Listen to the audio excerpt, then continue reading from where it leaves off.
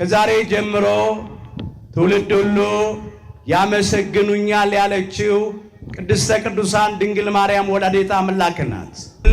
አመሰገናት። እኛም ከሰማያውያኑ ከእሳታውያኑ ከብርሃናውያኑ ከቅዱሳን መላእክት መካከል ከሊቀ መላእክት ከቅዱስ ገብርኤል ተምረን በቅዱስ ገብርኤል ምስጋና ቅድስተ ቅዱሳን ድንግል ማርያምን እናመሰግናታለን። ክብር ይግባት ድንግል ማርያም ወላዲተ አምላክ። እንዲህ ብለን የምንቀጥለው እመቤታችን ቅድስት ድንግል ማርያም ሆይ በመልአኩ በቅዱስ ገብርኤል ሰላምታ ሰላም እንልሻለን እንላለን። ቅዱስ ገብርኤል ያስተማረን ክብር ይግባው ሊቀ መላእክት ቅዱስ ገብርኤል። ከሱ ተምረን ነው የምናመሰግነው።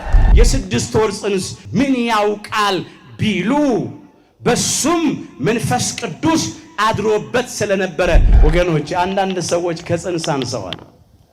እመቤታችን ማመስገን እመቤታችንን ማወደስ ለእመቤታችን የጸጋ ስግደት መስገድ ከብዷቸዋል።